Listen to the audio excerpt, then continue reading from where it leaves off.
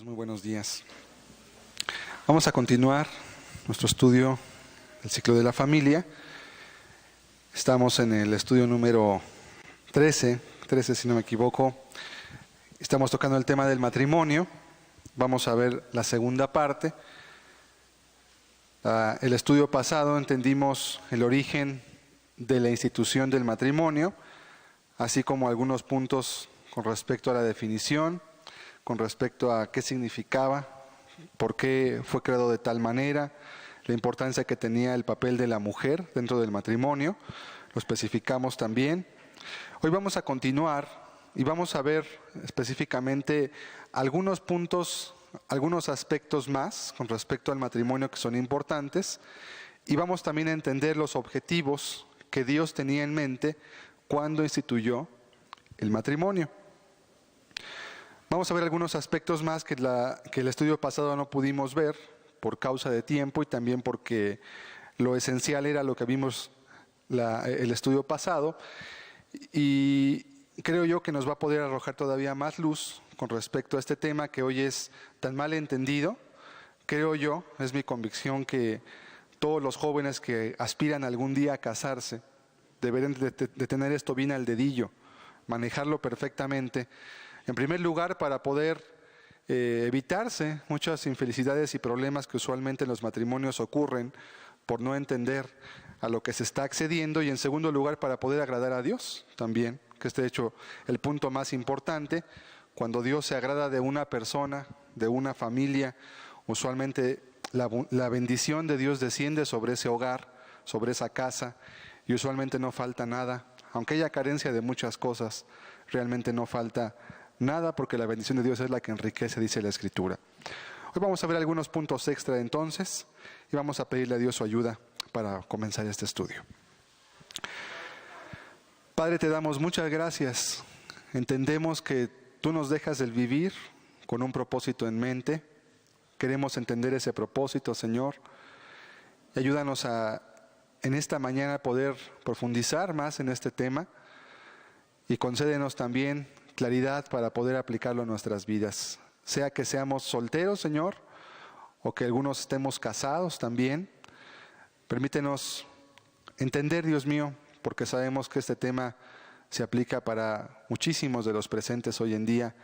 Queremos comprender, queremos saber cómo agradarte, Dios mío, y qué tanta importancia es en el matrimonio, que es una institución de la cual estaremos durante el resto de nuestras vidas, Señor, unidos a ellos, los que estamos casados, y los que solteros son aún, podrán tener bien en claro los propósitos por los cuales una pareja se puede llegar a casar para hacerlo agradable delante de tus ojos. En el nombre de Jesús te pido esto hoy. Amén. Para recordar solamente tres aspectos importantes del estudio pasado, vamos a leer Génesis 2:18. Y dijo Jehová Dios: no es bueno que el hombre esté solo, le haré ayuda idónea para él. Recordamos que el matrimonio proviene de una necesidad imperiosa para el ser humano, que Dios mismo fue el que la diseñó, no fue producto de la cultura, no fue producto de la mente de una persona, ni tampoco fue producto de una invención humana, o sea, de una idea que tuvo alguien. Es simplemente una institución divina. No es bueno que el hombre esté solo, solamente había un hombre, nada más, y Dios creó una ayuda idónea para él. Después leíamos que decía el texto: ya no serán dos, sino que serán una sola carne. Solamente iban a ser dos seres independientes, pero con un solo propósito, o una unidad de dos. También veíamos que eso era muy importante, porque eso nos ayudaba a entender el propósito central del matrimonio, el tema por el cual, o la idea por el cual Dios lo creó. Y también leímos la definición de matrimonio, que era el derecho de ser madre, literalmente, y veíamos que era tan importante esta institución que la misma sociedad se encargó de legalizarla en un marco jurídico, ya con leyes alrededor de ella, para que la mujer quedara protegida, ya que si la mujer salía de casa de sus padres y estaba bajo la autoridad de un varón, debía de salir a otro hogar donde también hubiera un varón bajo el cual quedara sujeta y sobre el cual sus hijos tuvieran protección hasta que llegaran a la edad de ser, o como se le llama legalmente, hasta su plena capacidad legal, que llegaran a la mayoría de edad. Y era muy importante entonces por eso que la mujer tuviera hijos únicamente de una manera legal, es decir, dentro del matrimonio. Si no era así, automáticamente había leyes que penaban, ¿verdad?, el hecho de la maternidad fuera del matrimonio, aunque es un hecho que siempre se ha dado en la Constitución romana, le podríamos llamar el derecho romano, pues sí era algo penado. Esos hijos no eran legales y tenían muchas desventajas con respecto a los hijos que tenían ambos padres. Estuvimos hablando del por qué ambos padres también, la importancia de que estuvieran ambos juntos.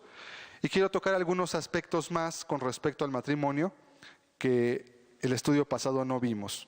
Un punto importante también es de que el matrimonio debe ser público.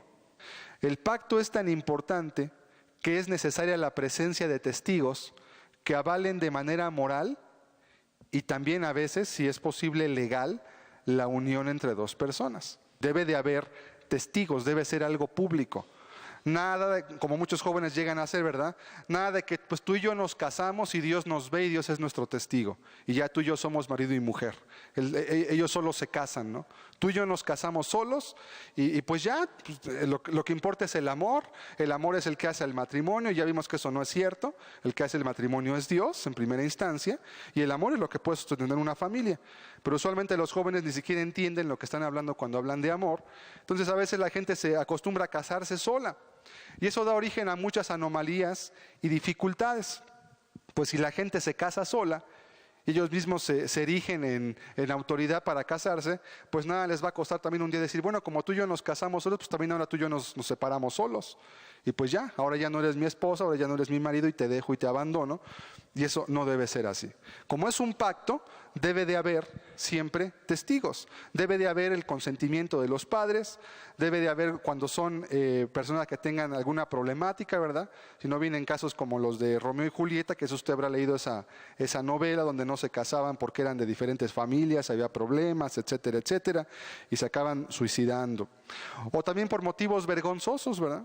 A veces la gente se casa únicamente porque ya hubo una fornicación, porque la joven está embarazada o la mujer está embarazada, y a veces únicamente se casan por ese tipo de motivos. Es decir, es un matrimonio oculto, lo buscan ocultar, ahí en lo oscurito, vamos que nadie nos ve, pues ya estamos casados, y pues ya, ¿no? Ya estamos casados, y eso siempre trae consecuencias muy graves y tristes en la vida de esas personas, quienes usualmente llegan a casarse, pero no por las motivantes correctas, sino por otras motivantes que no tienen nada que ver en absoluto con lo que Dios diseñó. Entonces debe de ser público. El matrimonio debe ser algo público porque va a hacerse un pacto. Debe hacerse en la presencia de otras personas que avalen moralmente.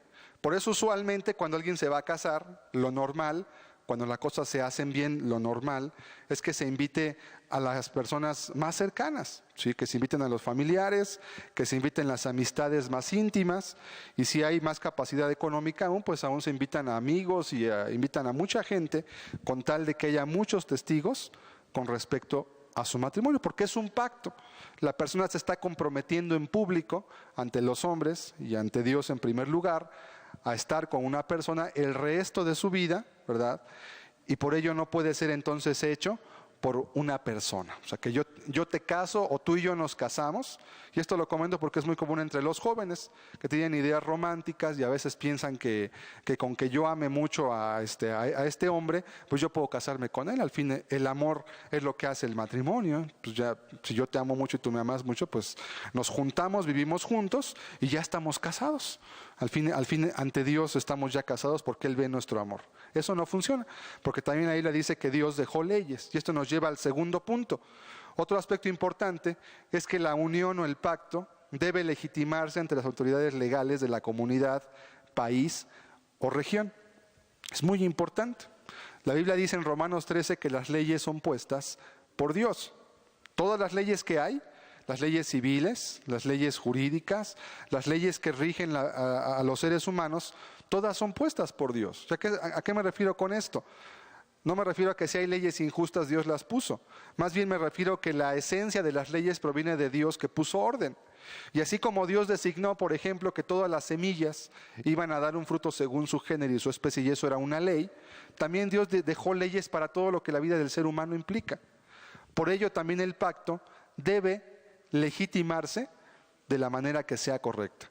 Si estamos en nuestra sociedad, por ejemplo, aquí en México, y estamos en una ciudad o en un pueblito, pues usualmente existen las autoridades civiles, el registro civil como se le llama, y usualmente las personas van ahí a dar fe, ¿verdad?, a casarse con testigos de que van a estar con una persona hasta el fin de sus vidas, y hay un papel que reconoce ante la sociedad que fulano y fulana de tal están casados en legítimo matrimonio. Porque todas esas palabrerías no son nada más palabrerías. Los uno en legítimo matrimonio tienen un significado profundo. Legítimo matrimonio es un matrimonio correcto ante la ley, donde no son familiares cercanos, ¿verdad? Que eso no debería hacerse por cuestiones consanguíneas de compatibilidad, etcétera. Entonces hay registros civiles y debe de hacerse el matrimonio de acuerdo a todo ello. Si no hay un registro civil porque están en un pueblo o están en una comunidad que está muy apartada, pues hay también reglas dentro de esas comunidades. Y aunque no haya un papel de registro civil, las personas a veces se casan y las familias de ambos, la familia del hombre como la de la mujer, se ponen de acuerdo, ¿verdad?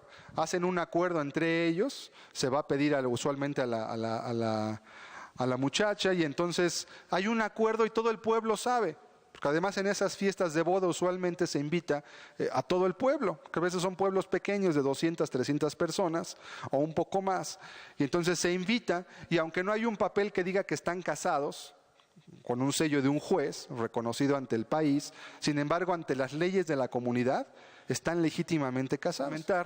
Que el matrimonio civil es realmente el más importante ante los ojos de Dios también.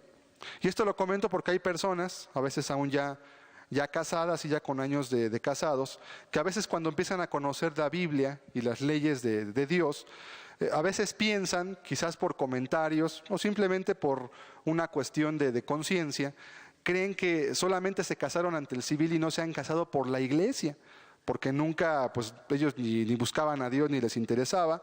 Entonces a veces piensan que tienen que casarse por la iglesia. Y hay gente que me ha pedido que si yo los puedo casar, porque dice es que solamente estamos casados por el civil. Y pues usted está casado legalmente ante Dios, pero es que no me he casado por la iglesia, pero eso no es necesario. Nuestra sociedad no demanda que uno se case por la iglesia. Si usted tiene un papel que dice que usted está casado en legítimo matrimonio y su matrimonio es legal, o sea que usted no esté casado 2 veces o que su esposa esté casada ya con otro hombre, su matrimonio ante Dios es legal. No tiene por qué casarse ante la iglesia. Eso no es necesario, Dios no se lo pide y no es un requisito en ninguna circunstancia, porque las leyes son puestas delante de Dios. Y es más, a veces ha surgido el caso de personas que están casadas ante la iglesia únicamente. Yo les he comentado, pues usted tiene que casarse legalmente ante el registro civil de su país. Pero es que ya estoy casado ante Dios, sí, pero la ley dice que tenemos que cumplir con Dios y también con los hombres. Y las leyes de los hombres dicen que usted debe de casarse y debe tener un papel que proteja a su esposa y que proteja a sus hijos para que les dé derechos, y usted cásese. Porque el papel de la Iglesia Católica de estar casado, cada día la Iglesia Católica pierde más credibilidad en nuestro país y esos papeles ya no sirven ahorita. Si usted va ante el registro civil y dice, yo estoy casado por la iglesia, pues el juez, el magistrado de ahí del registro civil o el magistrado a donde vaya usted a pedir algún derecho le va a decir, pues sí, pero lamentablemente este papel no me autoriza a mí a hacer nada contra su marido, ¿verdad? Si la abandonó o la dejó con 2 o 3 hijos, ocupa tener un papel que diga que se hubiera casado. Pero es que yo estoy casado, pues sí, pero es que las leyes no son así. Las leyes de los hombres son distintas y Dios también las puso.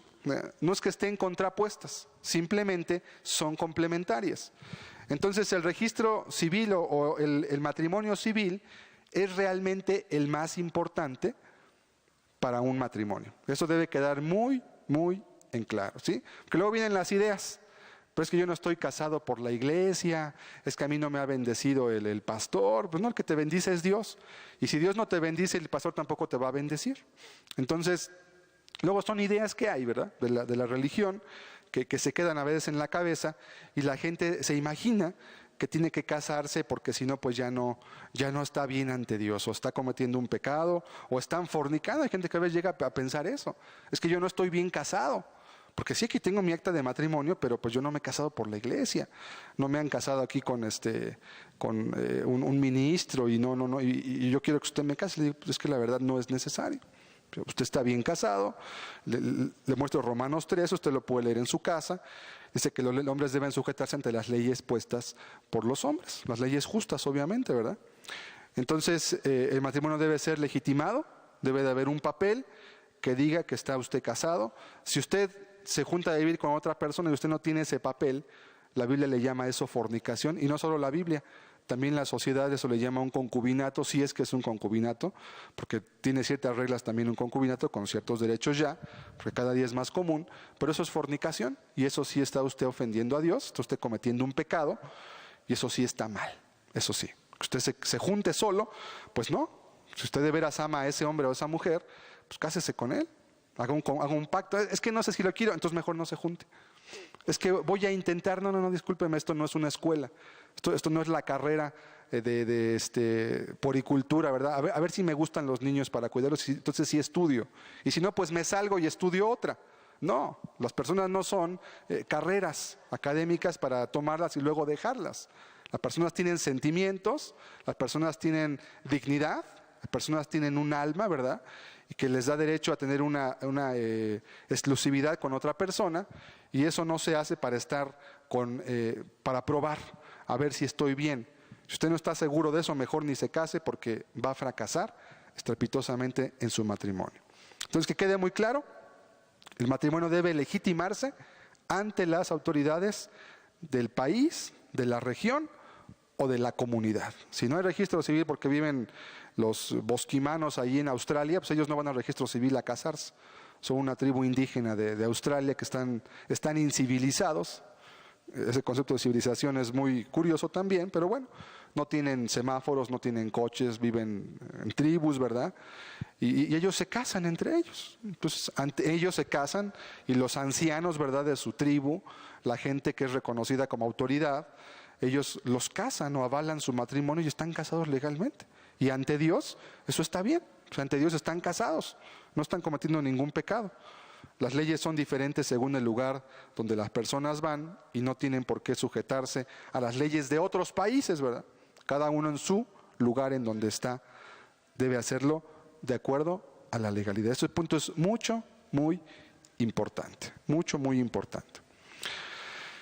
En tercer lugar, no dice la Escritura cómo deben ser las ceremonias que se realicen para llevar a cabo un matrimonio. También hay gente que tiene duda en este aspecto. Bueno, yo quiero agradar a Dios, ¿cómo debo de casarme? ¿Qué tengo que hacer? ¿Debo de hacer esto o aquello, o debo hacer lo otro? La Biblia no dice. Y eso sí varía mucho de cultura a cultura.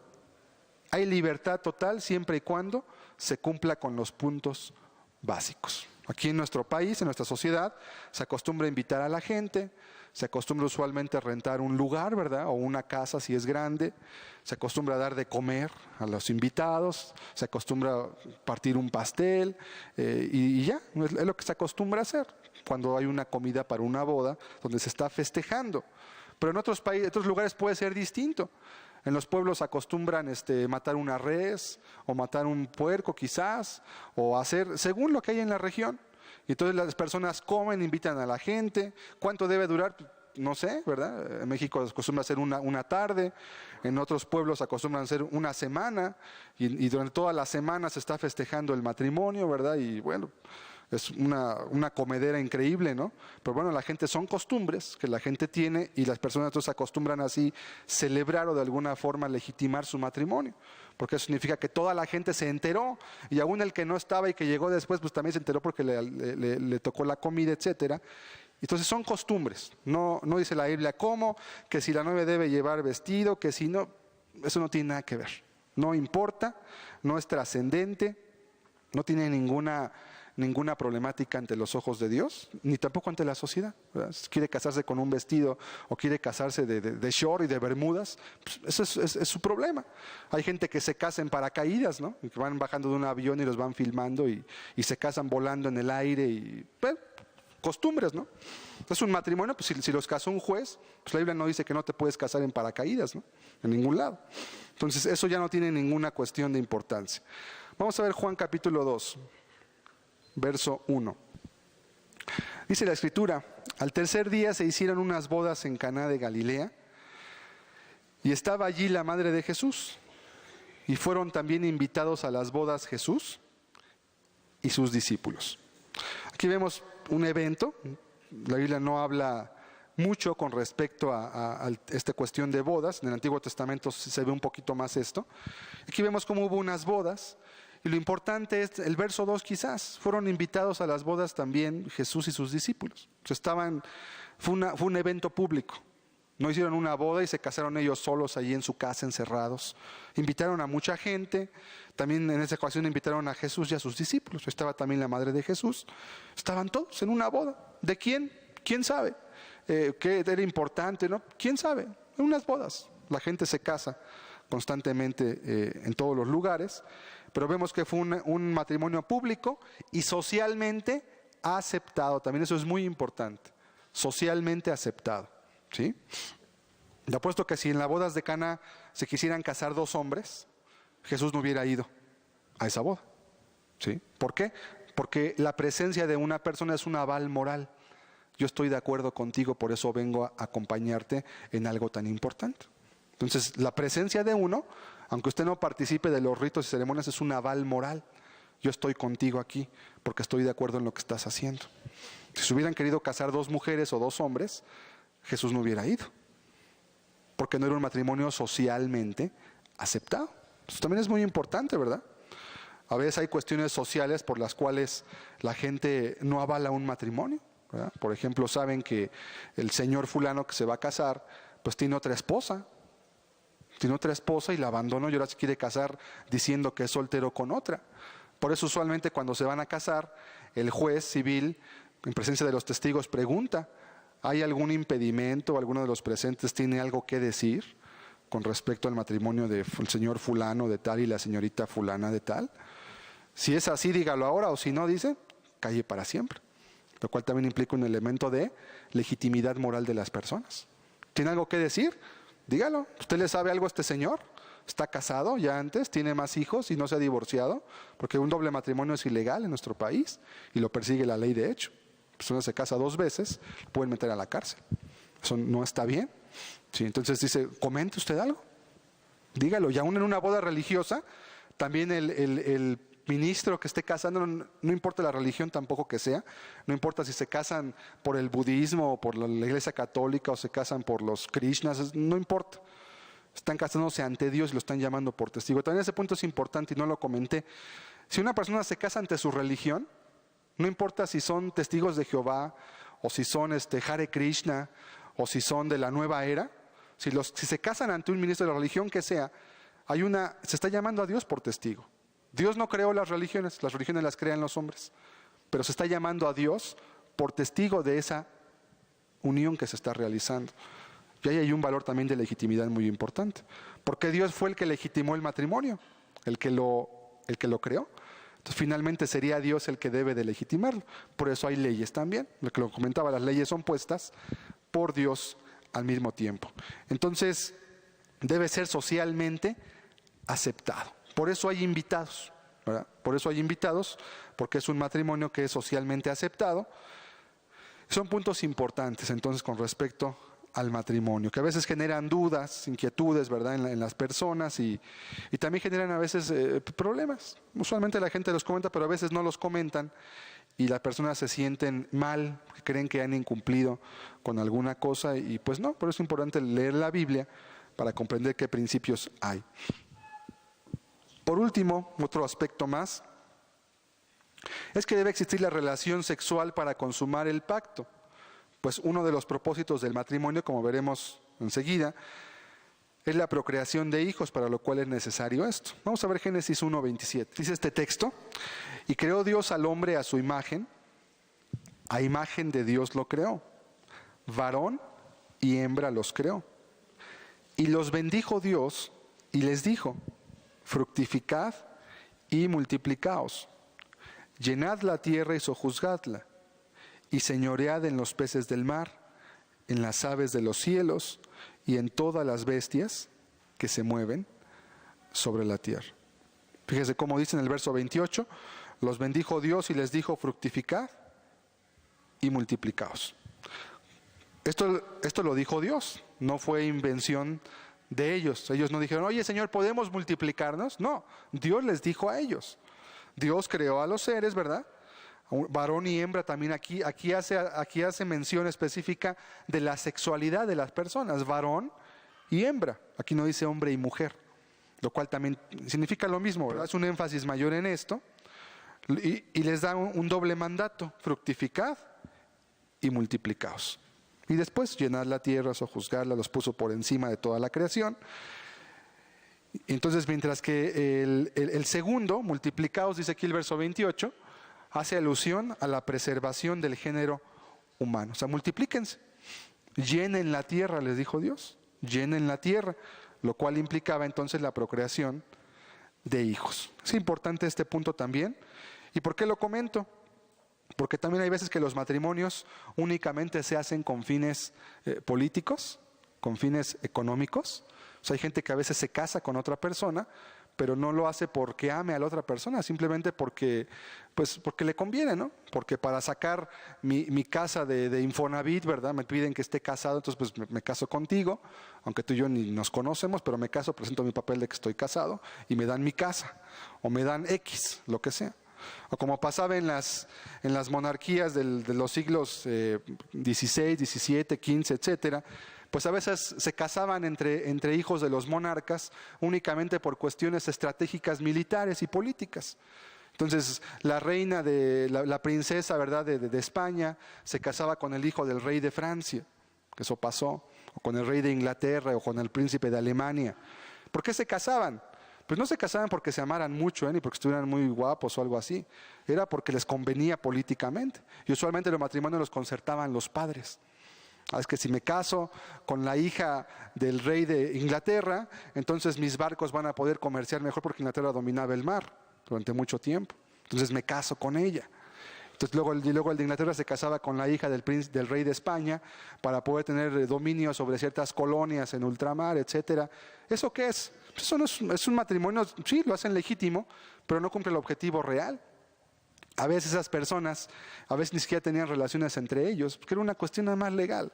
O sea, pues estamos casados y la cuestión era que la monarquía o que los derechos no pasaran a otras familias. Era una cuestión de egoísmo nada más. Y a veces también la gente se puede casar, pero no porque ame a otra persona, simplemente por conveniencias de lo que tú quieras. Eso tampoco es correcto, no está bien ante los ojos de Dios. Y usualmente suceden tragedias. Luego esos matrimonios que se casaban ahí en las monarquías, luego eran estériles, luego los hijos tenían hemofilia, ¿verdad? En algunos pasó mucho con muchos príncipes de España. La hemofilia es una enfermedad donde la persona se corta y no se le puede parar la hemorragia con nada. Su sangre no produce ciertos glóbulos, etcétera. Y como que Dios maldecía esos matrimonios, ¿verdad? O sea, como que decía Dios, no se pueden burlar de mí. O sea, no pueden usar los matrimonios para conveniencias egoístas de ustedes. Y ahí estaban, sus hijos salían malformados, se les morían luego todos. No, hombre, unas tragedias espantosas. Porque no se puede burlar la gente de Dios. Pues yo me caso contigo porque me conviene. Pues me caso contigo para que me den un coche o para que me den... Eso no está bien, no es algo para jugar. Entonces debe haber relación sexual para consumar el pacto. ¿Qué objetivos tiene el matrimonio? ¿Qué objetivos tiene el matrimonio? Voy a recordar la definición que el estudio pasado di con respecto al matrimonio. El matrimonio es un pacto voluntario de compañerismo entre un hombre y una mujer para ayudarse y complementarse mutuamente por amor. Pacto voluntario de compañerismo entre un hombre y una mujer para ayudarse y complementarse mutuamente por amor. Ya estudiamos lo que es un pacto, ¿sí? Vamos a ver Malaquías 2:14 para ver la importancia de esto. Malaquías capítulo 2, verso 14. Mas diréis, ¿por qué? Porque Jehová ha atestiguado entre ti y la mujer de tu juventud, contra la cual has sido desleal, siendo ella tu compañera y la mujer de tu pacto. Fíjese cómo Dios hace alusión a la esposa, en este caso, la relación matrimonial. Está Dios acusando al pueblo de Israel de su infidelidad y le están preguntando por qué Dios no va a bendecir, ¿verdad? Entonces, si me preguntan por qué no voy a bendecirlos, dice, porque Jehová ha testiguado entre ti y la mujer de tu juventud. Y usualmente el término mujer de la juventud significa la esposa, porque el noviazgo no existe en la Biblia. El concepto de noviazgo no se ve, y cuando un hombre tiene una mujer, esa iba a ser su esposa. No se contempla, y después podremos hablar un poco de ello, de la sabiduría de Dios también. La mujer de tu juventud. Si se hablara esto en México, alguien preguntaría, pues ¿cuál de todas, no? Que tuve 6 novias, y pues ¿cuál? ¿Cuál es la mujer de mi juventud? ¿No? Dice después, contra la cual has sido desleal, siendo ella tu compañera y la mujer de tu pacto. Fíjese que no dice, y la mujer de uno de tus pactos, dice la mujer de tu pacto, como hablando de una unidad. Solo hay un pacto que puedes hacer con una mujer. Y tú fuiste desleal contra esa mujer, la que fue tu compañera y la mujer de tu pacto. ¿Ok? Entonces, de esto podemos deducir algunas de las funciones. La primera función que podríamos mencionar con respecto al matrimonio es la compañía mutua, ya que usualmente en la Biblia el término esposa o compañera o esposo y compañeros son sinónimos. Cuando Dios se refiere a una mujer con respecto a un hombre como su compañera, no se refiere a su compañera de salón, no se refiere a la compañera de clases de la escuela, no, se refiere a su esposa. ¿Por qué el nombre de compañera? Ya nos está diciendo Dios ahí mucho. Una función del matrimonio es la compañía mutua. Vamos a ver Génesis 2:18 para recordar este punto. Y dijo Jehová Dios, no es bueno que el hombre esté solo, le haré ayuda idónea para él. Ya hablamos de esto mucho, ya no voy a recordarlo. No es bueno que el hombre esté solo. Dios vio que no era lo más adecuado, no era lo mejor, y entonces Dios creó una ayuda idónea para él. En el segundo y tercer estudio de este ciclo, examinamos la importancia y vimos los porqués de esta declaración de Dios y el porqué al mismo tiempo de esta circunstancia. Vamos a ver Eclesiastés 4:9 para recordar uno de los textos que estudiamos. Si usted no escuchó esos temas, le recomiendo que los escuche y va a comprender mucho mejor lo que el matrimonio es y significa. Mejores son 2 que 1, porque tienen mejor paga de su trabajo. Porque si cayeren, el uno levantará a su compañero. Pero ay del solo, que cuando cayere, no habrá segundo que lo levante. También si 2 durmieren juntos, se calentarán mutuamente. Mas ¿cómo se calentará uno solo?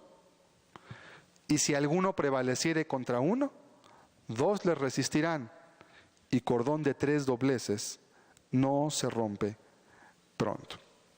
Podemos ver aquí varias cosas.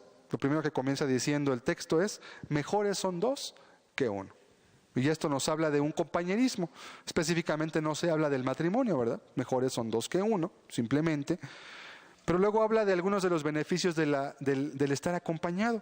Si cayere, dice el verso 10, si cayeren, pues uno va a levantar a su compañero. Pero hay del solo, dice que cuando se cayere no hay quien lo levante. Y esto no se refiere obviamente a que si alguien se tropieza en la calle.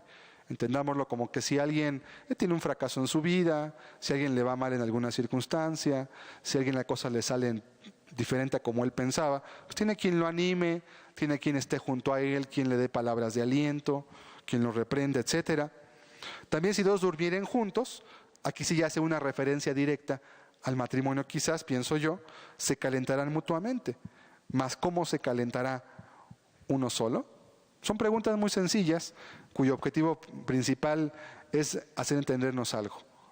Es bueno estar acompañado, es lo que nos quiere decir nada más el texto. Y por último, verso 12, si alguno prevaleciere contra uno, 2 le resistirán, y cordón de 3 dobleces no se rompe pronto. ¿Ok? Entonces, la compañía mutua es un objetivo del matrimonio. Entonces, el matrimonio no es una cuestión de, podríamos llamarle de contratos económicos, ¿verdad? Donde yo me caso contigo y después, pues ya, tú haz tu vida y yo hago la mía y ya, y nos juntamos nada más a dormir y se acabó. No, no es eso. Hay un objetivo de compañía mutua, acompañarse. Y compañía tiene más que ver con estar juntos, nada más. Es muy diferente. Significa, como segundo objetivo del matrimonio, que va de la mano, es ayuda y apoyo mutuo. O sea, ¿para qué van a estar juntos? Alguno puede pensar, pues sí estamos juntos cuando tenemos relaciones sexuales. Bueno, pero no se refiere a estar juntos nada más para eso. Como veremos, además, es el último punto que vamos a ver, que también es en orden de importancia. Van a estar juntos para ayudarse y apoyarse mutuamente. Porque estar junto con otro, pues bueno, cuando usted va en el transporte público, o si va en el metro, ¿verdad? Si lo utiliza, usted va rodeado de mucha gente y podríamos decir que no está solo. Hay mucha gente con usted. Sin embargo, con esa gente no hay ninguna relación. Y aunque está a su alrededor con mucha gente, usted está solo realmente. La prueba es que mucha gente en las ciudades, y sobre todo en las ciudades, la gente muchas veces se matan a sí mismos. Y dicen que están solos. Es curioso, ¿no? Dice que estaba solo y se avienta cuando en el metro ya hay 800 personas esperando el metro. Es que me siento solo. Obviamente no se refiere a que esté solo, que no haya gente junto a él. Se refiere a que no hay gente que lo ayude, que lo apoye, que lo entienda, que tenga relación con él. A eso se refiere la persona. Entonces, el matrimonio cuando habla de una compañía, no se refiere a estar junto nada más. Porque así pues hay gente que están casados y pues cada quien duerme en su cama, ¿no? Pues están juntos en una casa, pero no tienen ninguna relación. Eso no es un objetivo del matrimonio. Tampoco era únicamente las relaciones sexuales, porque eso no suple al ser humano. Las relaciones sexuales son una parte importante, pero no son todo. De hecho, eso acaba fastidiando al hombre cuando no hay algo más. Eso termina siendo como comer. Usted come, se llena el estómago y ya no tiene ganas de volver a comer hasta que se vuelva a vaciar su estómago. Y eso no los hace. Usted no lo hace usted feliz. Mucha gente tiene mucho que comer y es muy infeliz. Eso no es lo que hace al hombre feliz, realmente. Entonces había un objetivo, ayudarse y apoyarse mutuamente. Vamos a leer Efesios 5, versos 25 y 26. Y vamos a ver un poquito con respecto a ello. Dice: maridos, amad a vuestras mujeres, así como Cristo amó a la iglesia y se entregó a sí mismo por ella, para santificarla, habiéndola purificado en el lavamiento del agua por la palabra. Aquí vemos un aspecto en el cual el apóstol está utilizando una imagen con respecto a Cristo y a la iglesia para darnos a entender la relación entre marido y mujer. Aunque como después el apóstol lo dice, él se refiere únicamente, cuando habla de un misterio, se refiere a la iglesia nada más. Pero aquí hay algo importante: maridos, amad a vuestras mujeres así como Cristo amó a la iglesia. Y nos dice algo: se entregó a sí mismo por ella. Si recuerdan cuando hablamos acerca del amor que puede edificar una familia, veíamos que era el amor sacrificial, era el amor ágape. Vimos que había 3 palabras que en la Biblia se traducían amor. Usted va a ver amor y no va a poder saber cuál palabra si usted no va al griego directamente. Y solamente la palabra ágape es la que se utiliza para hablar del amor de Dios, o la que se utiliza como para este punto, así como Cristo amó a la iglesia. Y nos habla del tipo de amor. No es el amor sexual nada más, ¿no? Tampoco es el amor de que te quiero mucho y ya, no. Es un amor que lleva a la persona a entregarse por su pareja, por su compañera. Dice, se entregó a sí mismo. ¿Cuál es la idea aquí? Que sacrificó su vida. O sea, que no escatimó ni aún su vida con tal de hacerse responsable de la persona que había tomado por compañera. En este caso, el apóstol hace una semejanza muy hermosa. O sea, así como Dios nos creó a nosotros, y Dios vio que el ser humano, el género humano, decidió seguir el camino ancho, decidió pecar, decidió ir en contra de las leyes de Él, y Él vio que como la paga del pecado era la muerte, el ser humano tenía que morir, y no se refiere a la muerte física, sino a la muerte espiritual, el infierno, ¿verdad? Finalmente, ¿qué hizo Cristo entonces? vino a esta tierra, se hizo hombre y después decidió dar su vida por todo el género humano. ¿Hasta dónde llegó el amor de Dios? Hasta ofrendar su vida, hasta dar todo lo que tenía. Dice, bueno, maridos, amad a vuestras mujeres. ¿Cómo? ¿Como yo quiero? ¿Como yo me imagino? No, la Biblia dice cómo. Dice de qué forma y dice a qué grado también. Verso 26, y luego vienen algunos objetivos de ese mismo amor, aquí mismo en Efesios 5. Dice el verso 26, para santificarla, habiéndola purificado en el lavamiento del agua por la palabra. ¿Cuál era el objetivo de Cristo cuando se entregó por la iglesia? Llevarnos a Dios, vivir una vida recta, hacer lo que Dios nos mandaba, que pudiéramos conocer a Dios en verdad. Aquí habla de la iglesia. ¿Cuál sería el objetivo que el marido tendría entonces? Apoyar a su esposa. En el siguiente punto lo vamos a ver, en el complemento mutuo también. Pero vemos que es muy importante ya la ayuda que nos da Dios. O sea, sí, vas a estar junto con ella, y también a la mujer le dice lo mismo, porque así como Cristo amó a su iglesia y se entregó por ella, también la iglesia, ¿qué hace con Cristo? Está sujeto a Cristo, ¿verdad? Porque sabe que es quien la amó, porque sabe quién es el que le dio vida, porque sabe que Él le debe el todo. Entonces, ¿qué hace? Hay una situación mutua, donde el cristiano anhela estar con Cristo, y también Dios anhela estar con su Hijo, ¿verdad? Es una comunión. Y una persona que es cristiana, si usted es cristiano me entenderá, si no quizás no me entienda, anhela estar en comunión con Dios. Está a gusto, se siente feliz, se siente saciado cuando está con Dios. Y cuando no está con Dios, siente que algo le falta. Puede estar bien, puede no estar pecando incluso, pero necesita algo. El cristianismo es mucho más que no pecar. Para quienes luego traen la idea de que es que ya cuando consiga no pecar, ya soy cristiano. Pues no, eso no es. Sí, es mucho más que eso. Eso es un requisito nada más. Si Dios es santo, pues no podemos acercarnos a Él llenos de inmundicia, ¿verdad? Es obvio. Eso cualquiera lo entiende. Si vas a entrar en una casa que está limpia y llevas los zapatos sucios, ¿qué haces? ¿Te metes como estás porque así tú eres? Pues no, ¿verdad? Te limpias los zapatos en un tapete y procuras estar lo más limpio posible para entrar a ese lugar porque está limpio. Bueno, si hacemos eso en una casa para no meterle tierra, pues ¿cómo queremos estar con Dios pero hacer nuestra voluntad? Pues no se puede, ¿verdad? Estaríamos obrando injustamente, que no obraríamos de acuerdo a lo que sabemos que es bueno y que es malo. Entonces, ayuda y apoyo mutuo para ambos. Apoyo mutuo. Tú me apoyas, yo te apoyo. Significa que al ser una unidad de dos, las cargas y responsabilidades son distribuidas de manera equitativa, de manera que ambos se beneficien, ejerciendo cada uno sus funciones conforme a lo que Dios designó para cada uno, sea hombre o mujer. También de eso estaremos hablando después. Ok, entonces ayuda y apoyo mutuo. Eso es un segundo objetivo del matrimonio. Estar acompañado, y repito, estar acompañado, no solo estar con alguien, sino tener alguien en quien poderme apoyar, en quien poder, pues no sé, hablar, platicar, tener comunicación.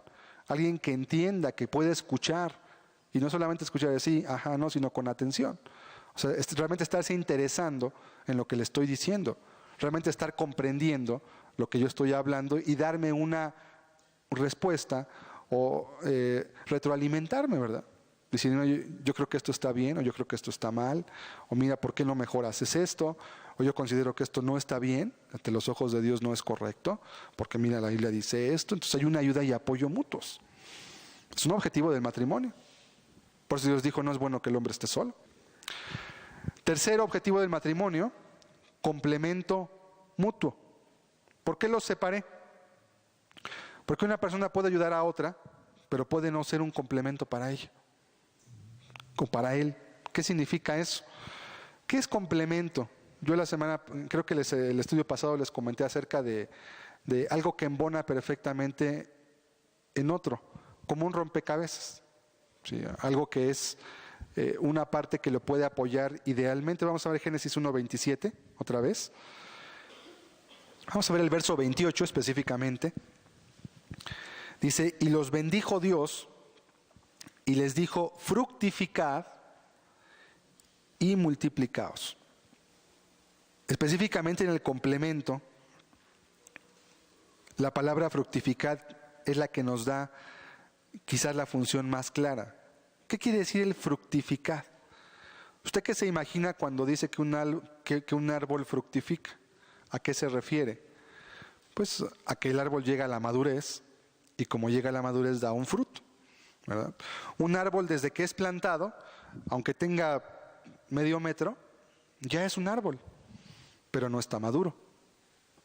¿Por qué no está maduro? ¿Cómo sabe usted que no está maduro aparte del tamaño? Porque hay árboles que son pequeños y pueden ya estar maduros, ¿verdad? Como las fresas, creo que son árboles muy chiquitos y dan fruto aunque están chiquitos. ¿Por qué sabe que no está maduro? Porque no da fruto. Pues el árbol todavía no está maduro. Tiene que fructificar, tiene que dar fruto. ¿Por qué le dijo Dios a Adán y a Eva, el primer matrimonio, fructificad? Y luego dijo multiplicaos. Son dos palabras distintas. Multiplicarse significa lo que ya vimos, las relaciones sexuales para multiplicarse en número. Pero también les dijo fructificad. ¿Qué estaba diciéndole al hombre y a la mujer? Más o menos les decía lo siguiente: tienen que madurar para que puedan dar fruto. ¿Qué quería decir? Bueno, no hay mejor manera de madurar que tomando responsabilidades sobre nosotros. Es sabido que cuando una persona, por ejemplo, tiene que trabajar desde que es corto de edad y tiene que llevar un sostén a casa, aún sin ser un adulto, sino quizás siendo un adolescente, usted lo sabe, esas personas usualmente son más maduras que la gente que no tuvo una responsabilidad sobre sus hombros. ¿Por qué son más maduros? Porque tuvieron que aprender a ser responsables. Tuvieron que aprender que la vida no era un juego, sino que si no iba a trabajar, ¿verdad?, no le iban a pagar un salario que iba a servir para llevarle a su mamá quizás dinero para que pudieran comer sus hermanos. Eso empieza a ser a la gente responsable. Pero el joven que no tiene que preocuparse de eso, pues un día puede ir a la escuela y si quiere un día irse al cine, ¿verdad?, o si quiere ir a la feria o a jugar fútbol, pues se va y se va de pinta, como le llamamos aquí, y no va a la escuela. ¿Y qué pasa? Pues no pasa nada. Nada más perdí un día de clases, luego me pongo al corriente si es que lo hace, y ya, se acabó. Y si no quiero estudiar, pues no estudio. ¿Al fin qué? No pasa nada. ¿Qué pasa con un joven así? Es más inmaduro. ¿Por qué? Porque no ha tenido presión que lo obligue a hacer cosas. Entonces, cuando Dios les dice fructificad, Adán y Eva les estaba diciendo eso. Van a tener que aprender a madurar. ¿Y por qué les dijo a ellos esto? Estaban recién creados, por así llamarle, podríamos decirlo. Van a fructificar a través del matrimonio, quiere decirles Dios. Van a aprender a madurar. Van a aprender a amarse. Y el amor conlleva responsabilidad. Y cuando una persona no sabe lo que es la responsabilidad, pues tampoco va a poder amar a nadie. Porque no es responsable de nada. Y el amor requiere responsabilidad. Por eso el pacto se hace algo tan serio, ¿verdad? Por eso se invita a gente. Por eso se va ante un juez civil. Y yo no sé cómo sean algunos jueces, pero cuando yo me casé recuerdo que el juez, un juez civil, dio unas palabras muy bonitas. O sea, habló muy bien, nos dijo muchas cosas, deberes que yo ya conocía, pero recalcó muchos de los deberes y obligaciones y habló de la institución del matrimonio. Y me acuerdo bien de su discurso, no recuerdo todo exactamente, pero sí recuerdo gran parte y sí recuerdo que me impactó mucho su discurso. Me impactó mucho porque siendo él un juez civil, tenía una autoridad que lo investía a él, ¿verdad? Y entonces él al decirnos palabras, ustedes están comprometiendo y está seguro, y nos recalcaba cosas y uno sentía recaer una responsabilidad encima de uno. Es que me estoy comprometiendo ante toda esta gente que invité aquí, que estaban los familiares, me estoy comprometiendo ante un juez civil, ante mi nación, a estar con una persona y amarla y respetarla y suplirla y eso te cae un peso de responsabilidad si entiendes lo que estás haciendo. Si no entiendes, pues te da igual. Y firmas el papel y te vas y haces tu vida como tú quieres. Y luego te divorcias o te abandonas, como sea. ¿Sí? Pero cuando tú entiendes, te cae un peso de responsabilidad encima. ¿Por qué? Porque entiendes que estás haciendo un pacto. Y sabes que no solamente estás ahí para que te sirvan, sino que realmente, y eso lo vamos a ver cuando hablemos de la autoridad, estás ahí para servir. Y eso pone un peso de responsabilidad. Entonces, el fructificar significaba eso. Por eso Dios creó una ayuda idónea para el varón. No solo era ayuda idónea para el varón, también la mujer que Dios creaba, también tenía necesidades. ¿Y quién iba a suplir esas necesidades? Pues Adán. ¿Quién más? Porque algunos creen, ¿verdad? Es la interpretación machista de la Biblia, que como Dios le dio la mujer a Adán, entonces se la dio como si le entregara, no sé, un aparato, ¿no? Una licuadora. Toma, úsala para lo que tú quieras. Cuando te sirve, cuando no la quieras, pues la guardas en el estante y ahí la dejas, ¿no? No, Dios creó otro ser humano. Dios podía haber creado otra cosa, ¿verdad? Para que Adán satisfaciera sus deseos. Le pudo haber dado un robot. Pero ¿qué le dio Dios a Adán? Le dio otro ser humano igual que él. Por eso recalca el verso 27, vamos a volverlo a poner. Y creó Dios al hombre a su imagen, a imagen de Dios lo creó. Varón y hembra los creó. El hombre está hecho a semejanza de Dios, pero también la mujer está creada a semejanza de Dios. Y yo pregunto, si el hombre necesitaba una ayuda, ¿no ocupaba también la mujer una ayuda? ¿O que la mujer no ocupa ayuda y el hombre sí? Pues claro, ¿verdad? Es obvio. Nomás tenemos que razonar un poquito. Por eso la Biblia, cuando usted la lee, tiene que pensar. Y si no piensa y no razona, no entiende. Bueno, a ver, si Dios creó al hombre y el hombre tiene necesidad y por eso le dio una mujer, bueno, ¿la mujer qué es? ¿Es un robot? ¿Es una piedra o qué es? Es otro ser humano. Entonces también debe tener necesidades, ¿verdad? Por consecuencia, porque los dos fueron creados a imagen y semejanza de Dios. ¿Y quién va a suplir las necesidades de la mujer? Pues ¿quién? Pues tenía que ser el hombre, ¿verdad? ¿O había alguien más? El hombre. Por eso hay un complemento mutuo. Adán se iba a aprender a ser responsable, ¿cómo? Amando a su mujer. Y la mujer también iba a hacerse responsable o iba a realizarse ambos, ¿cómo? Amando a su esposo. Por eso Dios creó todo de manera perfecta, ¿sí? De tal forma que ambos pudieran fructificar. ¿Y qué significaba? Pues es como una simbiosis. ¿Qué es una simbiosis? Es un término que se utiliza en biología para hablar de cómo dos organismos mutuamente se están dando vida el uno al otro. Por ejemplo, hay ciertos animales que cuando están por el mar, por ejemplo, o en la tierra, no importa, que están siempre pegados a otros, o que van junto con ellos, a veces no están pegados. ¿Y qué hacen? Se están alimentando de los parásitos que tiene el otro animal más grande. Entonces, este animal pequeñito, por ejemplo, pasa eso con las ballenas. Las ballenas se les pegan muchos parásitos que ellos no pueden quitarse, pero hay ciertos animales que se los comen. Entonces, el animal pequeñito, a la vez que le hace un bien a la ballena quitándole los parásitos, él mismo se está alimentando. Y siempre andan juntos. Qué curioso, ¿verdad? Siempre andan juntos, son compañeros. ¿Y por qué andan juntos? Son animales. Porque se benefician mutuamente. Porque la ballena ocupa de este animal y este pequeño animal, creo que son rémoras que se llaman, ocupan de las ballenas. Y andan juntos. ¿Por qué andan juntos? Porque uno a otro se están beneficiando mutuamente. Hay ciertos pájaros que limpian algunos insectos que pueden ser infecciosos para animales como los bueyes en la sabana africana, las cebras, le están picando las orejas. Y siempre andan juntos, están parados encima de ellos incluso. No están parados ahí por gusto, están parados porque van a comer de ellos. Y además también cuando llega a venir algún depredador, el animal que está más alto, ve y le avisa al otro animal que va a venir un depredador y el otro huye. Entonces ambos se están beneficiando. Pero ¿qué tiene que haber? Cooperación mutua. ¿Sí? Uno ayuda al otro y el otro se beneficia del otro. Bueno, algo así es el complemento mutuo y entonces Dios diseñó que los seres humanos también teníamos esos complementos.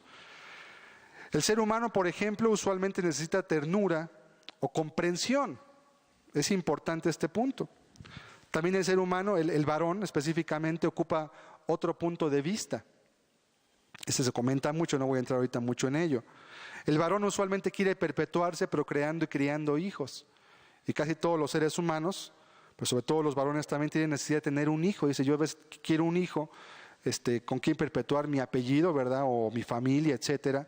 Y ocupa eso. La mujer usualmente necesita ser dirigida. La mujer tiene necesidad de ser protegida. Sentir a alguien que le esté protegiendo. Ocupa también proponerse metas claras o quizás ayuda de raciocinio para tomar decisiones también. Ocupa eso, ambos ocupan de los dos. Y tanto uno suple una cosa como otro suple otra cosa. Y eso no es cuestión de que yo sea así o no, es parte de nuestra alma, así estamos hechos. Entonces no podemos decir que no sea así porque es una cuestión de diseño. Y ya hablé acerca del diseño en un estudio pasado y comenté que esto es parte de nosotros simplemente. Es una cuestión normal. ¿Qué pasa cuando esto no se cumple? Cuando no hay ese complemento mutuo. Entonces ocurriría lo que se llamaría una simbiosis antagonística. ¿Qué es esto? Cuando un organismo satisface sus necesidades a costa de perjudicar a otro. O sea, yo sí me suplo de ti de mis necesidades, pero yo a ti no te doy nada. Y se le llama parasitismo en la biología. Pues tú también ves el parasitismo en la sociedad, en los matrimonios donde uno de los dos únicamente se beneficia del otro y no le da nada, simplemente le está robando lo que es de él, pero nunca le da nada a cambio. Así pasa, ¿no? Cuando, por ejemplo, el varón, en lugar de irse a trabajar, pues quiere que la mujer lo mantenga, o no quiere ayudar en la crianza de los hijos, o no quiere participar de nada.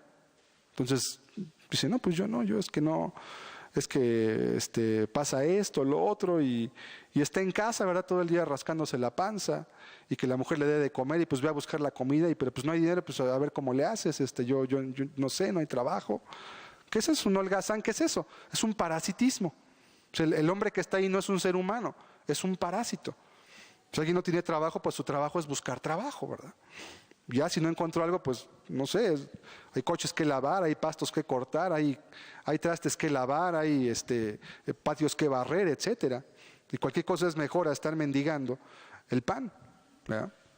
Entonces, hay una necesidad de complementarse mutuamente.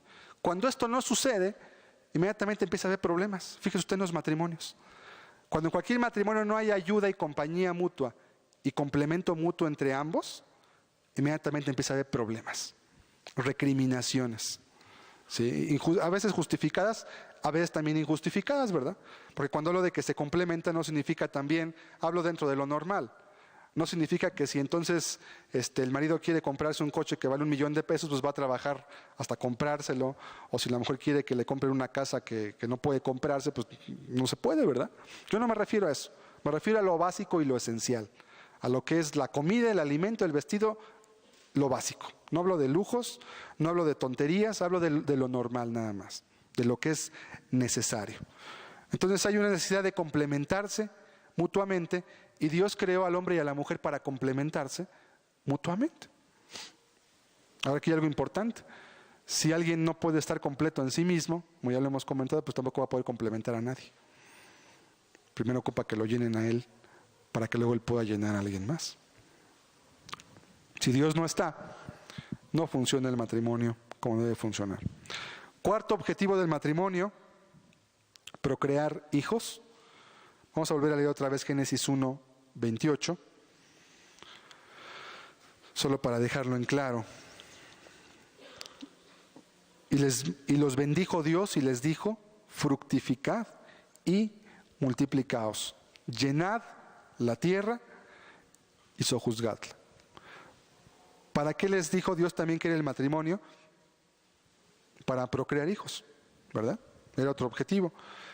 Y también es importante recordarlo porque hoy en día muchos matrimonios se casan, pero dicen, pero no vamos a tener hijos, ¿eh? Nos casamos nada más, pero nada de hijos. Porque los hijos, dinero. Además, yo quiero realizarme, quiero acabar mi maestría, quiero ser doctora en físico-matemáticas y los hijos no me van a dejar. Entonces, no, hijos no. Si quieren, nos casamos. Bueno, eso no va a hacer feliz a la mujer. Después estaremos viendo los porqués. Dios no se equivoca. Dios es sabio y Él sabe lo que hace siempre. Y si Él dijo que había que crear hijos, que había que procrear hijos, los cuales iban a ser procreados y criados por hombre y mujer respectivamente, de acuerdo a sus funciones, era por algo. Dios creó a la mujer con una necesidad de la maternidad.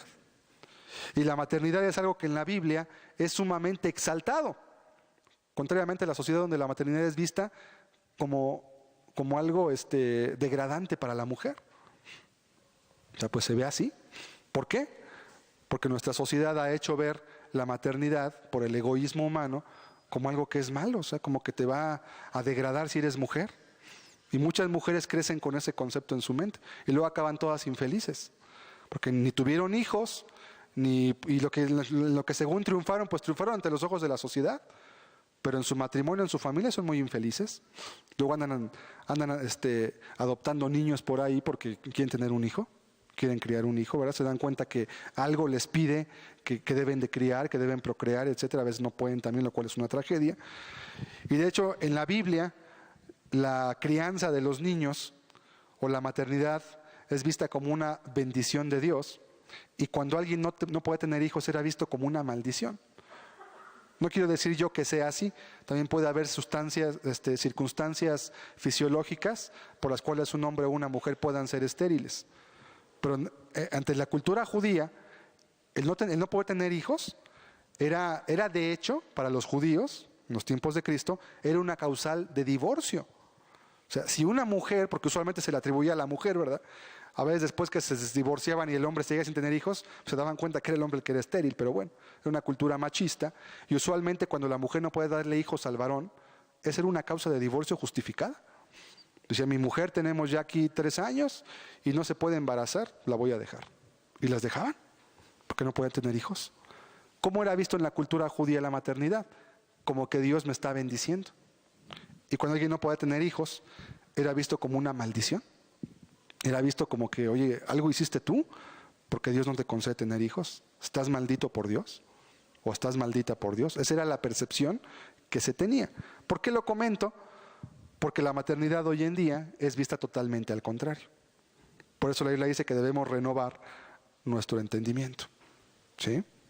La maternidad es algo muy grande, y este punto de la crianza de los hijos lo veremos en otro apartado totalmente después, exclusivo para ver únicamente ello. Y por último, quinto objetivo del matrimonio: satisfacción mutua de las necesidades sexuales y de cariño físico. Satisfacción mutua. Fíjese cómo siempre todo es mutuo, ¿verdad? El compañerismo, pues es mutuo. La ayuda mutua, pues los dos, suplir necesidades mutuamente, pues los dos. Procrear hijos, pues tienen que ser los dos. Satisfacción mutua de necesidades sexuales, pues van los dos. Se fija que siempre va la unidad, nunca va así como que separado, ¿no? Como que yo te creé a ti para que en tu matrimonio tú te fueras lejos y dejaras al otro ahí solo. No, no, no, siempre están juntos, siempre están juntos. Y notemos que son 2 puntos: satisfacción mutua de necesidades sexuales y de cariño físico. Vamos a 1 Corintios 7, verso 3. El marido cumpla con la mujer el deber conyugal, y asimismo la mujer con el marido. La mujer no tiene potestad sobre su propio cuerpo, sino el marido. Ni tampoco tiene el marido potestad sobre su propio cuerpo, sino la mujer. No os neguéis el uno al otro, a no ser por algún tiempo de mutuo consentimiento, para ocuparos sosegadamente en la oración, y volved a juntaros en uno, para que no os tiente Satanás a causa de vuestra incontinencia. Caray, esto parece un tratado de un libro escrito hace algunos años, muy moderno, ¿verdad? Porque habla, vamos a leerlo otra vez: el marido cumpla con la mujer el deber conyugal, y comienza hablando del marido. Esto, en nuestra sociedad, para aquellos que dicen que la Biblia es un libro anticuado, más o menos está adelantado 2000 años a nuestras culturas. Porque la mujer siempre ha sido vista como que está por debajo del varón, y fue hecha, es la perspectiva que se tiene humanista, o egoísta más bien diría yo, de que la mujer está hecha para atender al hombre como si fuera el rey, ¿verdad? ¿No? El apóstol Pablo, que era un hombre cristiano, inspirado por el Espíritu Santo, nos deja en claro el objetivo de Dios a este respecto. Y comienza: el marido cumpla con la mujer el deber conyugal. Ya esto era algo revolucionario. ¿También yo tengo obligación para con mi mujer? Claro, también tienes tu obligación. Entonces no es nada más cuando yo tenga ganas o yo tenga deseos. No, también tu mujer tiene deseos, debes de cumplir, y le llama deber conyugal. ¿Qué es deber? Aquellos que saben de contabilidad, pues es lo que ya debes. Ya lo debes. Tienes que pagarlo. Pues eso es lo que sería como un pagaré. Y también eso te comprometiste cuando te casaste. Pero que el hombre tuviera ese deber para con la mujer, eso era algo revolucionario en los tiempos en los que se escribió la Biblia. Ninguna cultura, ni la judía, veía a la mujer con ningún tipo de derecho sobre el varón. Ninguno, cero. No tenía ningún derecho. Más que la dote, y eso era para la familia, ni siquiera era para ella, era para el papá, para los varones. Y asimismo la mujer con el marido. Y luego continúa, por si no quedó claro. La mujer no tiene potestad sobre su propio cuerpo. ¿Qué es potestad? Autoridad o derecho. Sino el marido. Ni tampoco tiene el marido potestad sobre su propio cuerpo, sino la mujer. Entonces no solamente es un deber conyugal. Además, ni siquiera tengo derecho sobre mi cuerpo en el aspecto sexual, que es lo que está hablando el apóstol Pablo aquí. No, ni eso. Porque estás casado y son una sola carne. Entonces no puedes objetar. No os neguéis el uno al otro. En los tiempos de Cristo todo esto se vería, pero cortado a la mitad. Únicamente diría, cumple la mujer el deber conyugal, porque la mujer no tiene potestad sobre su propio cuerpo. Así es como se juzgaba en los tiempos de Cristo, y aún mucho tiempo después, hasta que no llegó la famosa liberación femenina a nuestra cultura, fue cuando se empezó a vislumbrar que también la mujer tenía ciertos derechos. Bueno, pues Dios, desde hace 2000 años, ya nos aclara todo esto. Y pone a la mujer y al varón en posición de iguales en el aspecto conyugal íntimo. ¡Qué avanzado! Pues no que la Biblia era un libro anticuado, pues no que la Biblia era un libro que ya pasó de moda, pues solamente para los ignorantes, ¿verdad? Pasó de moda, porque ni siquiera la han leído y ni siquiera saben lo que está escrito en ella. Por supuesto que no. La Biblia es un libro actual, porque la Biblia nos da la perspectiva de Dios de lo que deben ser los seres humanos. ¿Y quién mejor que el que nos creó para saber cómo debemos de actuar y de vivir? No hay nadie mejor para todo ello. ¿Qué quiere decir entonces? Que las relaciones sexuales no solamente Dios las designó para procrear hijos, que es algo que la Iglesia Católica todavía hasta hace 20 años, 30 quizás, todavía comenta y todavía en sus, ¿cómo se llaman? En sus declaraciones conciliares, dice que la relación sexual solo debe ser utilizada para la procreación de hijos. Y cuando es hecha para algo distinto a la procreación de hijos, es pecado. Ese fue el pecado original, por si usted no sabía. ¿Sí? Eso cree la Iglesia Católica. No sé si ya lo creyó, porque la Iglesia Católica es como un camaleón que va cambiando de color conforme a los tiempos, y hoy pueden decir que no, y luego que sí. Y la verdad, como dicen, lo más seguro es que nadie sabe nada. O sea, pues quién sabe. Haz lo que tú quieras. Entonces, la relación sexual supuestamente fue creada únicamente por Dios para la procreación de hijos, dice la Iglesia Católica, pero Dios y la Biblia dicen que no. Porque aquí no habla de procrear hijos en 1 Corintios 7. Habla únicamente de cumplir un deber conyugal, exclusivamente. No habla de si va la mujer a preñarse o si va a tener hijos. No habla nada de eso. Habla de un deber conyugal. ¿Por qué más es avanzada la Biblia también? Porque reconoce el aspecto sexual del hombre y la mujer. Cosa que hasta los tiempos de Cristo tampoco se reconocía y era como un tabú mencionarlo. Todavía hasta hoy, mucha gente cuando habla de estos temas se le pone la cara roja, ¿verdad? Como que le da vergüenza hablar de esto. Está en la Biblia y tenemos que entender lo que la Biblia habla y no es nada malo. Lo malo es utilizar la sexualidad fuera de los límites que Dios nos pone. Eso sí es malo y eso sí es muy, muy triste y trae consecuencias muy graves. Pero la educación sexual como tal, aún en los matrimonios, que en nuestro país no hay ningún tipo de educación de ese tipo, es muy necesaria también.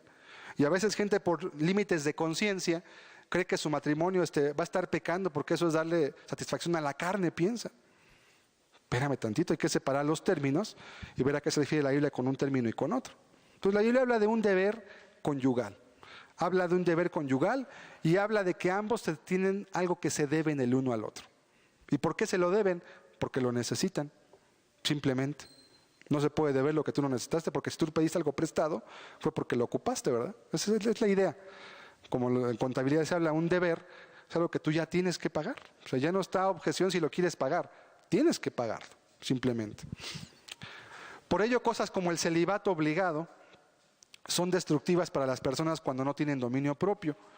Y esto lo hablo refiriéndome a los celibatos sacerdotales, que cada día están cayendo más en descrédito, porque únicamente generan libertinajes muy terribles. Cuando la gente se le obliga a mantenerse en un celibato obligatorio, cuando no hay un dominio propio, pues empieza a haber fornicaciones, adulterios.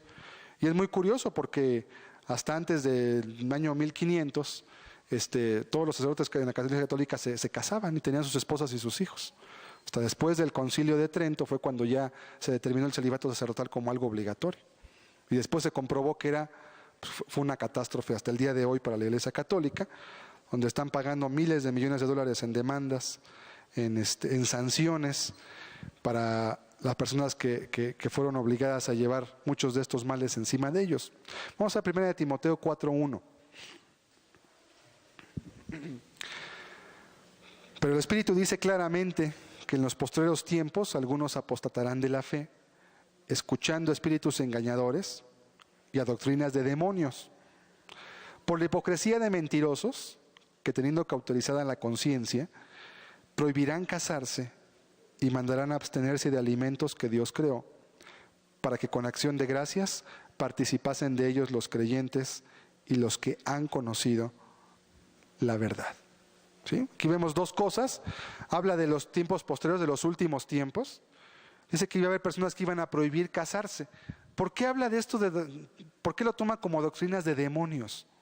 Bueno, porque ya explicamos que el matrimonio es el estado más natural para el ser humano. Entonces, si alguien prohíbe casarse como haciéndolo algo que es pecaminoso, que es sucio o malo, es algo que no puede venir de Dios, porque Dios lo ordenó, Dios lo mandó, y Él no dijo que si alguien quería servir a Dios, tenía que quedarse sin casar. ¿No? Ya vimos que una manera de fructificar, como lo leímos en Génesis 1:28, iba a ser a través del compañerismo mutuo entre hombre y mujer. Iban a fructificar ambos, iban a madurar, iban a aprender a estar con otra persona que no es igual a ellos, iban a aprender a amarla, iban a aprender a hacer muchas cosas que los iba a llevar a madurar cuando se hace correctamente. ¿Qué resulta de todo esto? Inmoralidad espantosa por todos lados. Violaciones, incestos, adulterios, homosexualismo, lesbianismo, abortos, etcétera, etcétera, etcétera. ¿Ok? Entonces, el último objetivo del matrimonio es debe quedar muy en claro: satisfacción mutua de las necesidades sexuales y de cariño físico. Van de la mano, no solamente sexuales, también de cariño físico. Ya podríamos hablar de otros temas con respecto a lo mismo, con respecto a lo que la ciencia habla, ¿verdad? Al respecto, y que también es muy interesante, porque entre la ciencia más avanza, eso es muy curioso, cada vez se confirman más verdades bíblicas. Entre la ciencia va descubriendo más cosas, cada día la Biblia va quedando más como que es la palabra de Dios. Cada vez más. La arqueología durante el último siglo avanzó muchísimo. Y todavía hasta antes del siglo XX, en el siglo XIX, había muchas dudas con respecto a la Biblia, de lugares, de reyes, de culturas, etcétera. Decían, es puras mentiras, son invenciones, ahí eso no puede ser de Dios. Y conforme la arqueología iba descubriendo lugares, escrituras antiguas, iban diciendo, sí es cierto, la Biblia tenía razón. Tal es el grado de credibilidad de la Biblia hoy en día para los arqueólogos, que la mayoría de arqueólogos utilizan la Biblia como guía, como mapa para excavaciones. O sea, estudian la Biblia, investigan dónde eran ciertos lugares, y cuando hay lugares que no han encontrado, se guían por ella para empezar a excavar lugares, ¿sí? Y muchos, los más exitosos, de hecho, son los que han seguido la Biblia como mapa para hacer sus investigaciones arqueológicas. Solamente como un breviario, me estoy saliendo del tema, pero es muy importante saber que la Biblia es la palabra de Dios. Y cada día más se confirma el cómo la sexualidad dentro del ser humano es una necesidad que debe ser cubierta de la manera en que Dios la designó. Es decir, el ser humano no es saciado únicamente por tener relaciones sexuales como los animales. De hecho, el ser humano es el único ser creado que tiene la capacidad de disfrutar sus relaciones sexuales. Pero deben ser dentro de un ambiente donde hay compañía, comprensión, cariño, ¿verdad? Si no está así, no satisfacen al ser humano. Y eso no lo digo yo, eso lo dice la ciencia, ¿sí? ¿Por qué los hombres andan adulterando, por qué las mujeres están buscando múltiples compañeros sexuales, porque nunca están satisfechos realmente. ¿Y por qué los matrimonios monógamos, como leíamos las estadísticas del estudio pasado, por qué tienen más éxito en esa área? Y eso lo dice la ciencia, repito, porque hay otros elementos que no hay en una relación donde no hay compromiso ni pacto. ¡Qué sabio es Dios! Y conforme más se entiende la ciencia, usted se puede convencer cada día más. ¡Qué sabio es Dios! Sin duda Dios no se equivoca, sin duda lo que Él creó fue perfecto, y Dios lo que designó lo hizo de tal forma que fuera tal cual necesitaba cada ser humano. Por último, termino diciendo que en un matrimonio cristiano el objetivo central es agradar a Dios en todo, y esto unifica los propósitos de ambos en uno solo, independientemente de si es trabajando, si es criando hijos, si es sirviendo a Dios o de cualquier otra manera. Esto unifica los propósitos. Y un matrimonio que cumpla con estos 5 objetivos que vimos hoy está guardado de divorcios, adulterios e infelicidades varias, aunque no sean cristianos a veces. Yo he visto matrimonios que no son cristianos, pero que cumplen muchos de estos objetivos a su manera y tienen matrimonios estables. Tienen carencia de Dios, sí es cierto, pero tienen matrimonios que no están derrumbándose como los demás. Les pueden llamar a la antigüita, conservadores, pero cuando cumplen estos objetivos están guardados de muchos males, porque Dios fue quien designó el matrimonio. Vamos a cerrar nuestros ojos un momento. Es muy importante por ello, muy importante el comprender de qué forma Dios ha puesto estos objetivos. No están puestos al azar. Dios no estaba jugando tiro al blanco cuando diseñó esto, sino que lo creó de tal forma que pudiera suplir completa y totalmente tanto al hombre como a la mujer. Porque Dios ama tanto al hombre como ama a la mujer.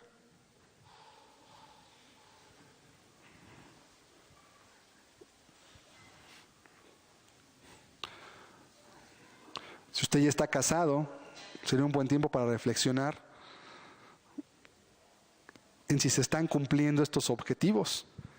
Sería un buen tiempo para considerar si estas cosas están siendo suplidas. Porque recuerde que esto es lo que la Biblia dice. No es mi opinión, se lo recuerdo, por si alguien piensa que esto es la opinión de un servidor.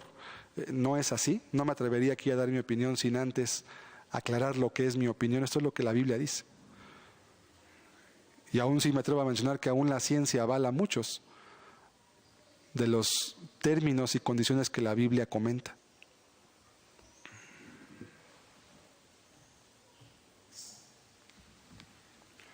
Por ello es de vital importancia el comprender y entender las Escrituras.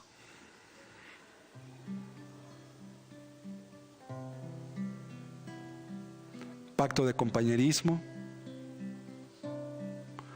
para ayudarse y complementarse mutuamente por amor.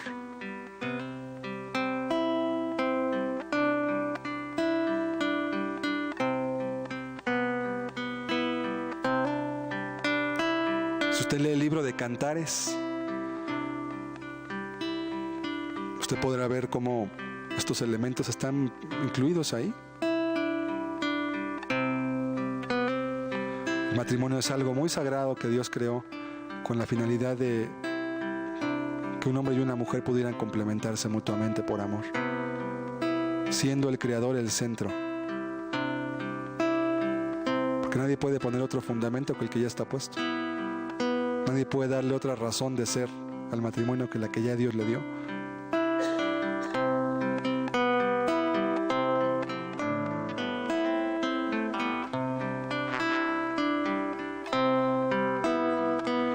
Levántate, oh amado mío, marido mío, y ven, vayamos de mañana al campo, alabemos a nuestro Creador, aquel que que con sus manos nos formó,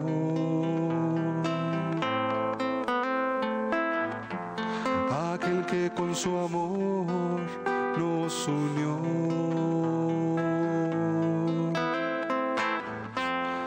aquel que por su gracia nos salvó. Tal es mi amado, tal mi amigo es, tal es mi amado, tal mi esposo es. Levántate, oh amada mía, paloma mía, y ven, que con tus ojos has apresado y prendido mi corazón. Hermosa eres, cual la luna, esclarecida como el sol, y de desear como Jerusalén.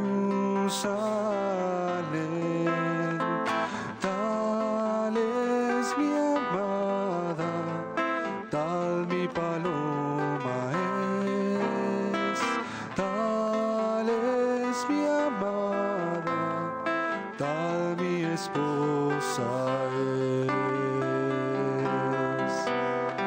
Levántate, oh amado mío, marido mío, y ven, vayamos a las viñas, mis amores ahí te daré, que es mi amado más que otro amado. Señalado es entre 10,000, varón perfecto y codiciado todo es. Tal es mi amado, tal mi amigo es, tal es mi amada, tal mi paloma es, tal es nuestro Creador, el Santo de Israel.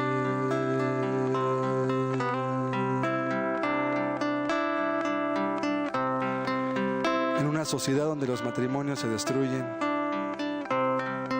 donde cada día hay menos propósitos y objetivos por los cuales llevar un matrimonio, es necesario volver a las sendas antiguas.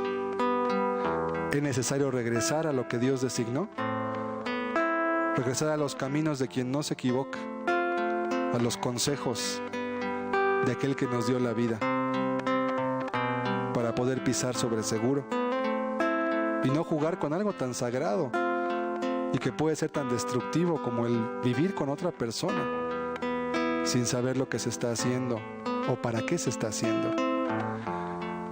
Los objetivos de los hombres sin Dios son bastante egoístas, despojados de toda virtud, únicamente buscando el favor propio, el bienestar personal, dejando a Dios fuera del lugar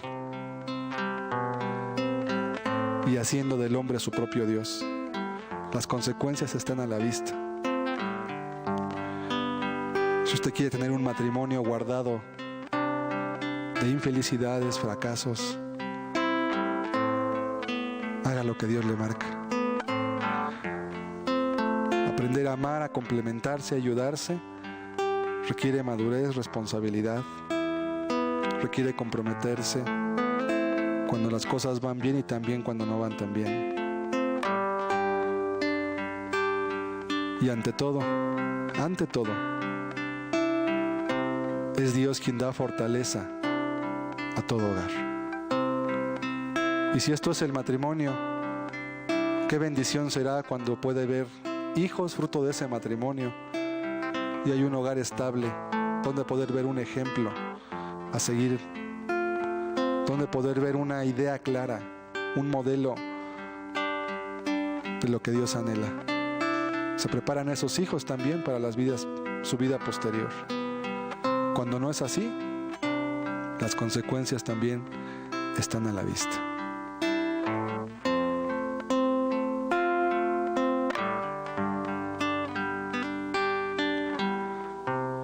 Muchas gracias, Señor Jesucristo. Muchas gracias por lo que entendemos, porque tus sendas antiguas, Señor, son perfectas y nos ayudan a entender con claridad cómo lo que tú formaste desde el comienzo, Señor, fue creado con amor, con sabiduría, con perfección. Te damos muchas gracias por esto en el nombre de Jesús.